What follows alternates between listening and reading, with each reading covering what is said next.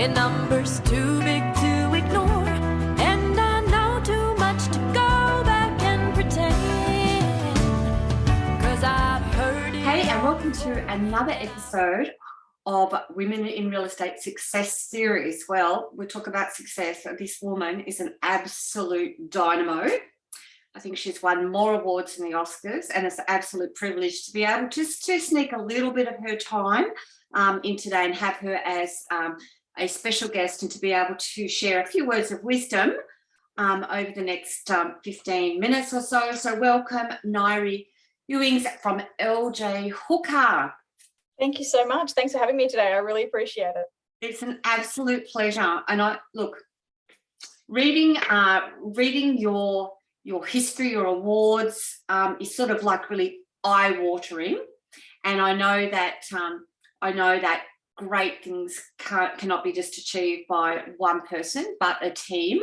And we're going to talk about that as well with your support that you have.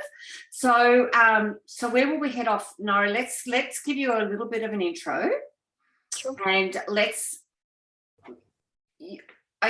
is what your clients say about you.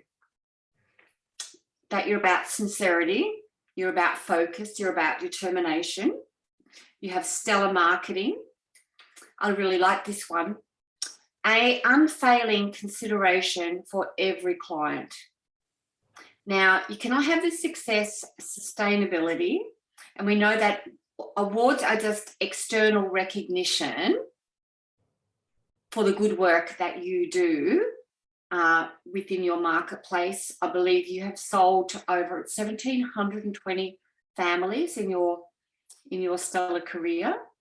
You have over 670 reviews. Number 8, RAB, in the top 5 Queensland, number 2 in Brisbane, number 2 in Queensland. REIQ Salesperson of the Year 2018. Top 5 REI Salesperson of the Year 2021. Is that correct? Yeah, I think you're sort of getting them all around about right. Yeah. Yeah, and it's so we're really talking to real estate royalty here. Yeah. And you know what I love on the occasions that I've met you, Nyree, is I guess you're just real and raw, right? You're not impacted by ego. No. And you're actually just really about helping your clients. Yeah, definitely. I think that's probably one of the reasons that I also enjoy giving back a lot as well, because I am just about, I am raw. There's probably not a lot of as much finesse as there should be when it sort of comes to, I guess, the interviewing or the training packages. But I like to keep it really real, because normally people are reaching out to training when they're feeling low and when they feel like they're missing something as well. And I think that it's really important to not just pretend to connect with that audience, but actually be with that audience too, and remember how hard those struggles were yourself as well. Yeah, I've actually just flown in this afternoon, attended the RISE conference in Melbourne yesterday. So the RISE initiative is it's just amazing. And in terms of, it is really all about being real. It's not, some of the BS that goes on and the ego and the self elevation in our industry. And people want real, right? They just want to know that you can do a great job, okay, and that you can be trusted, and that you care. Definitely. So talk us through your career. So 20 years now in the industry. Yeah, 20 years now. I clocked over the 20-year mark in January this year, so 38 now. I was just 17 when I started, and turning 18 that long later. I've worked for a couple of big brands. I started at Ray White in my reception in early days, went on to Hookers at property management for a year, then to Century 21, and we were number 1 office in Australia then in Cleveland, and then over to Hookers, where I'm at now, LJ Hookers in Cleveland, 14 years ago. So I've been here. And it's not about the brand, is it? It's about you. I think it can, definitely. It is about the person, and it's about sort of what, the sincerity and the genuineness of what you can bring to the table for your clients, definitely. And I think it just depends on where you are in your career in terms of time frame and in terms of confidence and results as well. Early on, you need to rely on the brand. Early on, you need the brand behind you at some point or another when you don't have anything else to tell your clients about. You can tell them about the strength of the company or the other people who work there, just not by names. You just do it by company instead. But sort of depending on where your success levels are, depending on sort of how important that is at that particular time to you and in the market as well. Yeah, and it is, with the LJ Hooker, great brand in terms of the support and the results that they get out there in the marketplace. So you just virtually come straight from school into the industry? Yeah, basically. Yeah, it was just an accident. It wasn't planned by any means. I was just rolling around with my friend and we were applying for jobs for the doll, and I sat an interview at Ray White for a receptionist traineeship for 14 grand. I was working 6 days a week then. So, yeah. At what point did you really know that this was a career for you? I think I had a massive chip on my shoulder, to be honest, for the first few years, having come from a pretty poor background in housing commission. I didn't even really know people could own houses. I didn't even really sort of dawn on me that those things existed. But what I realised was working in real estate and working around all these people was, I guess real estate was an industry you could make or lose the most money you'd see in your lifetime if you're not educated. As in, like, you didn't have a degree, and I've never really liked people telling me what to do, so I was never going to be going to uni after school. So, and we just see so many incredible women in our industry, and it was really refreshing at Rise yesterday that we just had so many incredible women on stage. I think it's great to see such a balance in our industry now versus absolutely. Years. Women do bring a genuineness and a sincerity to the sales transaction as well. And I think that we're viewed as more than mothers now. So I think that's good. Yeah, and there's pay equality in real estate, right? That's interesting. It's an interesting topic. So in the sales area, you paid on results, and you certainly had a lot of results. So walk us through your team. Yeah, sure. Because you do how many transactions a year typically? So last year was 149. This year sitting at 50. So we're sort of slightly short in terms of the transactional numbers, so to speak. But it'll be interesting to sort of get past this election market. From a time perspective, the election was just a few days ago. So getting past the normal election nerves, and of course, sort of the typical investor stuff around sort of the financial years as well. So all that sort of stuff sitting in the market at the moment, and of course all of our interest rate rises too. So it's going to be an interesting time to see what happens. But the numbers are big. They've always been big. Have always been done numbers on scale. And obviously sort of built up to that point too. In my team at the moment, so I've got myself. So I guess I'm the presenter and the person who sort of closes things. I've got Lyndall, who's been with me for 5 years. So she's an EA or a PA, depending on what roles they've got. Yeah. And then I've got a sales associate. So that particular role itself, has had numerous people in it, and I think that it always is going to, because they're learning a sales skill while they're there, and sometimes they'll either decide the industry isn't for them, or they'll decide that they want to do this on their own 2 feet and earn more money. So at the moment we've got 3. For half of last year, though, we did 1. I only had 1 person in with me. Wow. Yeah. Amazing. So you run pretty fast. I wish I could actually run, but yeah, business is fast, which is really good. So yeah. So tell us, what does a typical day look like for you? I think a typical day is following a morning routine. I think routines can give us structure for each part of the day. And so following a routine at home, to be listening to ABC News. I'm so boring and old. Listening to ABC News while I'm getting ready for the day, whether it's doing my hair or my makeup and having breakfast and things like that too, feeding the dog, doing housework before you get up and go. That's just making sure I feel right and balanced in myself before coming into the business, into the office as well. Understanding how your own energies and dynamics are going to impact the team. If I'm off, they're off. And if one of them them are off, then, you know, I sort of need to find out why and what's going on, and if it's a personal issue or not, and try and put that aside for the day. So I think just balancing managers and getting that right first before we sort of kick off with the team meeting. And it's short, it's brief, it's, you know, so sometimes 15 minutes, and it's just explaining what's happened overnight while they haven't been at work, which could be either further negotiations with properties or securing listings on board that are going to start. So we look at, you know, look at our stock list for the day, you know, in our current sales as well. So we sort of know where the building pests, where the finances, and where the settlements and all those things are up to as well. So we've got a list of properties for sale and properties that are under contract. What, in your opinion, are the key disciplines that you need to have in terms of being a high-performing agent? You know, I think there's so many answers for that question, and I think it just depends on what context it's in.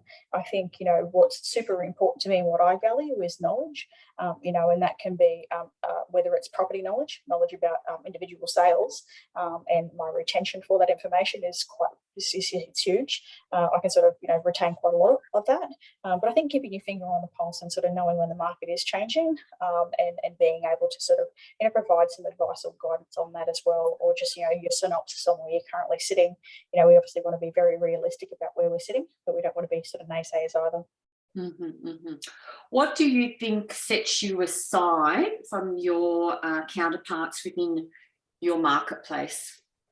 It's a really great question. We've got a lot of great operators around here. You know, we've got a lot of big agents around here writing some really big fees and some, you know, sort of high transactional numbers as well. So I'm actually really really proud that we come from an area that has a lot of competitiveness like that as well. I think it makes us all better ourselves.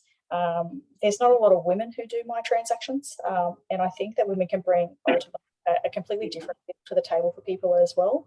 There are things that I can say or do that a man can't and can't get away with, and not in a bad way, but, you know, just in terms of that, you know, sort of that nurture side of things as well, where women have a distinct advantage over men from, whereas men typically have had a distinct advantage over women, with men wanting to do business with men instead of men wanting to do business with women.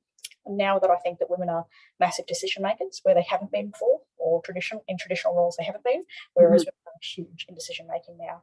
And we've got a lot of single people households, which means we've got a lot of women driving those decisions too. Yeah.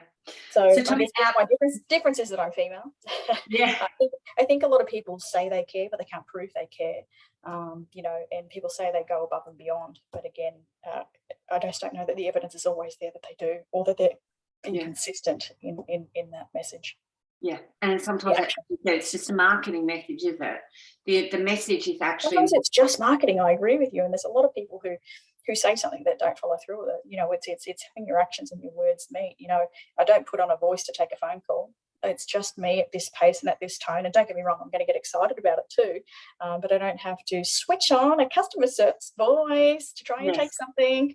You know, you really sincerely need to be yourself. You need to know who you are, I think, before you can sort of really succeed at a high level in the industry, because it's going to question you. It's going to pull you down to your core. Yeah, absolutely. And people love authentic, right? That's what they buy. That's the funny thing, is that, you know, I never realised that anybody was going to be okay with it. I just started doing it. Yeah, exactly. So tell us, outside of work, what do you do? Because you run at a pretty fast pace, obviously. What do you do? Business does really take up a lot of my time, to be honest. I've been working 7 days a week for the last 2 years while we've been in this nuts market. You know, so I have been working 70 to 80 hours a week. It has been completely insane, but that's changed over the last sort of 7 weeks or so. So I've started to get a few Sundays back off, which has just been such a blessing. I've got stepkids at home. So I've got 16 and almost 18-year-old at home. So, you know, I like to prioritise being at home for dinner. When we have them, which is week on, week off. So being at home for dinner and spending family time together, I think, is really important. Even if I do have a deal running, or I'm waiting for a call or waiting for an email, I'll let them know that I've got other stuff that's got to happen tonight, but I'm prioritising this, and this is important to me now. And so how do you find for you, do you switch off? Like, you've got sustainability in industry, right? 20 years. Yeah. Well, I would say it's a skill you have to learn if it's not natural to you to switch off. And I don't think I learned that for a really long time. And I think sometimes it can be market driven, depending on how much inbound is coming in at that time. You know, it can be inbound listings, inbound buyers, inbound inquiries, you know, and the inquiry rates and levels have been exceptionally high. And with that desperation of trying to buy in the market, you know, it has led to, you know, over communication almost in a sense, or overreaching on, you know, 10 or 11 o'clock at night and wanting answers and things like that about properties. So it's always learning how to switch off and always, you know, refining that just that little bit more as well. But I'm not that coming home, putting my phone down and not looking at it again type of person or type of agent. You know, I want to make sure that if they've come home and they've finished work and they've got a question because they're feeling uneasy, that they'll be able to reach out, get that answer and go to sleep tonight, you know, sort of knowing that they've heard from me and they've got that reassurance. Yeah. And what do you do in terms of having your breaks through the year? So you said you haven't had a break for 2 years because it's been so market, and I understand that. Yep. Now that we've got a bit of a changing of the tide, how will you manage that, or what, and how do you structure that in terms of making allowances for that? I did take a week off recently and just went down to like Kingscliff Casuarina. I actually left my phone here. I left it with somebody else. So instead of putting it on divert, because I probably still get around 60 messages a day, which is, you know, it's still too much to handle when you're on holidays and doesn't give you a real break. So I actually left the whole handset here. You know, I think everybody else has it right when they say that you've got to book ahead, because if you book ahead, then you've got to commit to it. And it's sometimes when you've got a team or you've got, you know, sort of staff and things like that, it can be very difficult when you don't have the right people in place to actually do that. So, you know, looking ahead for this year, I've got my sister's wedding in a couple of weeks. I'll be taking 2 days off, and I've already booked Hamilton Island as well for later in the year too. So, you know, this year I just feel like I'm more ready than I have been. And you're right, if you don't schedule it and plan in advance, it's not going to happen. So it's that commitment around looking after you. I think was a huge interrupter for that too. So nobody could really do anything for the last 2 years anyway. Yeah, exactly. So what advice would you have giving somebody thinking about going into real estate? It's a great question. You need to be sure about, you know, which part of the industry you're interested in, because I think, you know, I mean, I still get asked now whether I'm in rentals or not, you know, when I sort of turn up to all sorts of functions. I think you need to be really crystal clear on which side you want to be on, whether it's sales or rentals. You know, and once you've sort of, you know, made that decision and it's sort of aligned with, you know, your values and how you feel that, you know, business is going to work with you as well. I just think you just got to give it everything you got. I think you've just got to work really, really hard. And you've got to be prepared for lots of failure as well. You've got to be prepared for, you know, questioning yourself as to whether you're good enough, you know.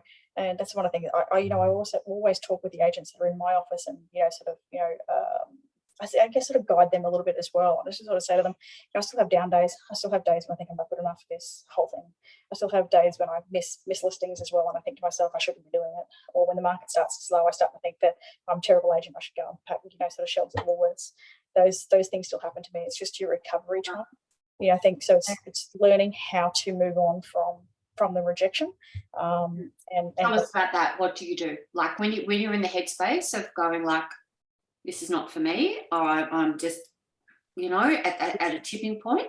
Well, I guess the truth is that you're sort of trying to look at it from a reality perspective versus how I feel, you know, and feelings aren't a good guide to reality. And that's the reality of it. Feelings aren't a good guide for reality.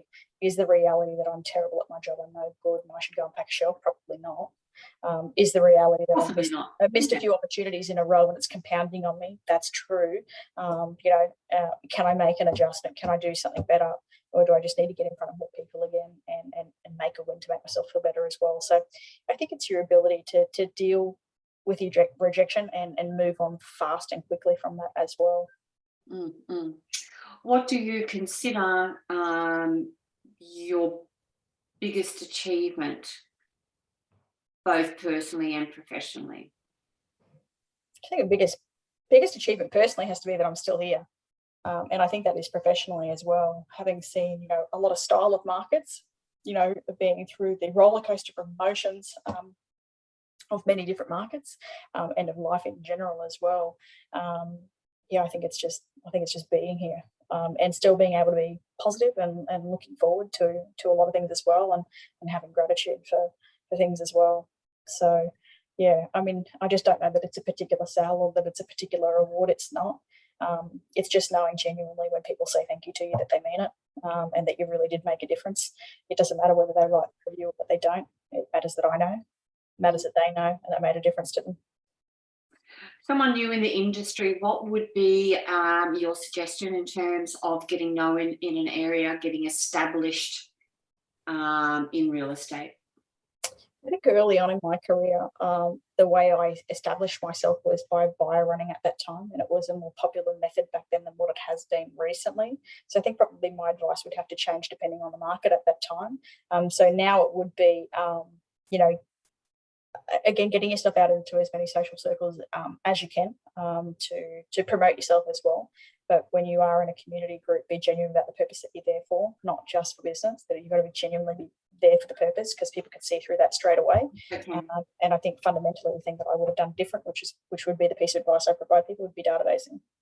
Yeah. Database from day one. Mm-hmm. Did you struggle with that? Still struggle with it. Mm-hmm. And how do you manage it? What do you do? Don't have one. You don't have a database? Okay. So with your where's your biggest source of listings? Repeat and referral. Yeah. Yeah. So do you actively nurture those clients, or do they just happen to show up again for you? They do a really good job of showing back up again, because I think it's such a hyper personalized service that I give, and then it's ongoing beyond that moment as well. So I always say to my clients, you know, male or female, husband, wife, couples, whatever, you know, at any time, if they need me, they should just reach out, that I can coordinate any sort of amount of maintenance for them, recommend the right people for them for the job, and that my tradespeople prioritise working for me or knowing work is for me, rather than them sitting in a queue. You know, some of the handymen around here and builders aren't available for the next 3 to 6 months. Yeah, it's a bit of a problem. Well, you know, having 670 reviews, that speaks for itself. So probably wouldn't be too concerned about your databasing. No, it's just an honest answer. I don't think a lot of people would actually answer it honestly, but I will. And I say that it's my biggest factor, it's the databasing. Well, I've proven you can do it without it, but I don't think many would be able to. But you know, there's always room for improvement. I don't know how to start or where to start, but I've been to all those courses and I've seen all that stuff, but it just can't be driven by me. That's all. I've still got to actually. I totally. So it'd be databasing from day. 100%. So you're only young now. 38. Yeah, you're so young. You've got so what's the big play for you in terms of how long do you see yourself in the industry? Like what? 30 years. I got another 30 to go. Yeah. Another 30 to go. So you're going to do a 50-year retirement plan. No, I'll be around for another 30 years, I reckon. Yeah. So I can see myself in my 60s doing real estate because I still love it. I just enjoy working. So young. And I think it's a matter of being smart in terms of, we do have the potential in real estate to earn some fantastic money. It's about being smart with that. Yeah. And making sure that that we make good decisions about it. A lot of agents have been spending a lot of the money that they've been spending over the last couple of years. I think everything they've earned, they've spent. But I've been putting away for a rainy day in case things change. Yeah, you just never know.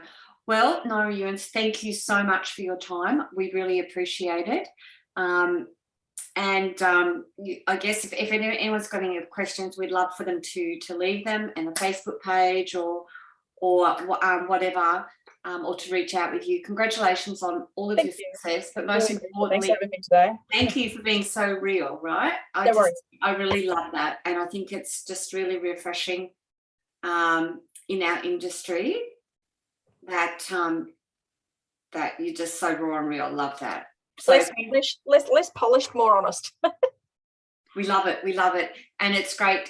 Thank you for all you give back to the industry as well. No problems at all. Thank you kindly. Thank you so much. Yeah.